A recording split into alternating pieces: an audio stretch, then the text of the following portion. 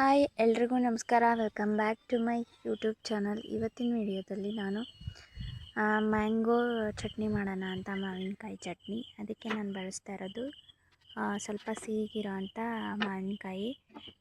ತುಂಬ ಚೆನ್ನಾಗಿರುತ್ತೆ. ಇದರಲ್ಲಿ ಜಾಸ್ತಿ ಹುಳಿ ತಗೊಂಡ್ರೆ ಅಷ್ಟು ಚೆನ್ನಾಗಿರಲ್ಲ. ಇದನ್ನು ಈ ರೀತಿ ದೊಡ್ಡದಾಗಿ ಸ್ವಲ್ಪ ದೊಡ್ಡದಾಗಿ ಕಟ್ ಮಾಡ್ಕೋಬೇಕು. ಕಟ್ ಮಾಡ್ಕೊಂಡು ಆದಮೇಲೆ ಚೆನ್ನಾಗಿತ್ತು, ಇದೆಲ್ಲ ಹಣ್ಣಿಗೆ ಬಂದಿತ್ತು, ಅದನ್ನೇ ಮಾಡಿದ್ದೀನಿ. ತುಂಬ ಚೆನ್ನಾಗಿ ಬಂದಿತ್ತು ಚಟ್ನಿ. ಈ ರೀತಿ ಹೆಚ್ಚಿಟ್ಕೊಂಡು ಒಂದು ಬಾಣಲೆ ತಗೊಂಡು ಅದಕ್ಕೆ ಸ್ವಲ್ಪ ಆಯಿಲ್ ಹಾಕಬೇಕು. ಆಯಿಲ್ ಹಾಕಿದ್ಮೇಲೆ ಇದು ಸ್ವಲ್ಪ ಬಿಸಿ ಆದಮೇಲೆ ಸ್ವಲ್ಪ ಜೀರಿಗೆನ ಹಾಕ್ತಾಯಿದ್ದೀನಿ. ಹಾಗೆ ಒಂದು 5-6 ಒಣಮೆಣಸಿನ್ಕಾಯಿ ಹಾಕ್ತಾಯಿದ್ದೀನಿ. ಹಾಗೆ ಸ್ವಲ್ಪ ಒಂದು ಸ್ಪೂನ್ ಕಡಲೆಬೇಳೆ, ಒಂದು ಸ್ಪೂನ್ ಉದ್ದಿನಬೇಳೆ ಹಾಕ್ತಾಯಿದ್ದೀನಿ. ಸಿಂಪಲ್ಲಾಗಿರುತ್ತೆ ಇದು ಇಂಗ್ರೀಡಿಯೆಂಟು, ತುಂಬಾ ಚೆನ್ನಾಗಿರ್ತೈತಿ. ಇದನ್ನು ಸ್ವಲ್ಪ ಫ್ರೈ ಮಾಡ್ಕೊಂಡಾದಮೇಲೆ ಸ್ವಲ್ಪ ಕರಿಬೇವು ಹಾಕಬೇಕು. ಅದು ನಾನು ಸೀದೋಗುತ್ತೆ ಅಂತ ಸ್ವಲ್ಪ ಬೇಗ ತೆಗೆದೆ ಒಣಮೆಣಸಿನ್ಕಾಯಿ. ಮತ್ತೆ ನಾನು ಅದನ್ನ ಆ್ಯಡ್ ಮಾಡ್ತಾಯಿದ್ದೀನಿ. ಅದನ್ನ ಹಾಕಿದ ಮೇಲೆ ಸ್ವಲ್ಪ ಅದು ಕ್ರಿಸ್ಪ್ ಆಗಬೇಕು. ಸ್ಟವ್ನ ಆಫ್ ಮಾಡಿಬಿಟ್ಟು ಸ್ವಲ್ಪ ಕ್ರಿಸ್ಪ್ ಆಗೋಕ್ಕೆ ಕೈ ಬಿಡಬೇಕು. ಮುಟ್ಟಿದ್ರೆ ಸ್ವಲ್ಪ ಪುಡಿ ಆಗಬೇಕು ಅದು.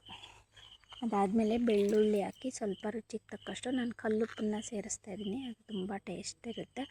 ಹಿಂಗೆ ಸ್ವಲ್ಪ ಒರಟಾಗಿ ರುಬ್ಬಿದ ನಂತರ ಕಾಳೆಲ್ಲ ಸ್ವಲ್ಪ ಪೌಡ್ರಾಗಿ ಮೇಲೆ ನಾನು ಇಲ್ಲಿ ಹೆಚ್ಚಿಟ್ಕೊಂಡಿರೋಂಥ ಮಾವಿನಕಾಯಿ ಹಾಕ್ಕೊಂಡು ಸ್ವಲ್ಪ ಸ್ವಲ್ಪ ನೀರನ್ನು ಸೇರಿಸಿ ಈ ರೀತಿ ಫೈನ್ ಪೇಸ್ಟಾಗಿ ರುಬ್ಕೊಂಡಿದ್ದೀನಿ. ನಂತರ ನಾನಿಲ್ಲಿ ಈರುಳ್ಳಿ ಕರಿಬೇವನ್ನ ಒಗ್ಗರಣೆ ಕೊಡ್ತಾಯಿದ್ದೀನಿ ಸಿಂಪಲ್ಲಾಗಿ. ನಿಮಗೆ ಈರುಳ್ಳಿ ಇಷ್ಟ ಇಲ್ಲ ಅಂತ ಅಂದರೆ ಬಿಡಿ, ಸ್ವಲ್ಪ ಕರಿಬೇವು ಸಾಸಿವೆ ಒಗ್ಗರಣೆ ಕೊಟ್ಟರೆ ಇದು ತುಂಬ ಚೆನ್ನಾಗಿರುತ್ತೆ. ಇದು ನಾನು ಇದಕ್ಕೆ ಸ್ವಲ್ಪ ಹುಳಿ ಎಲ್ಲ ಸಮ ಆಗಲಿ, ಹುಳಿ ಉಪ್ಪು ಎಲ್ಲ ಸಮ ಆಗಲಿ ಅಂತ ಸ್ವಲ್ಪ ಬೆಲ್ಲ ಹಾಕಿದ್ದೀನಿ. ಸ್ವಲ್ಪ ರುಚಿಗೆ ತಕ್ಕಷ್ಟು ಸ್ವಲ್ಪ ಬೆಲ್ಲ ಹಾಕಿದರೆ ಸಾಕು.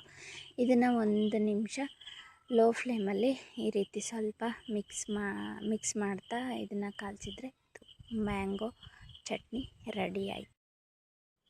ಹಾಗೆ ಯಾರೆಲ್ಲ ನನ್ನ ಚಾನಲ್ನ ಹೊಸ್ದಾಗಿ ನೋಡ್ತಾ ಇದ್ದೀರೋ ದಯವಿಟ್ಟು ನನ್ನ ಚಾನಲ್ಗೆ ಸಬ್ಸ್ಕ್ರೈಬ್ ಆಗಿ.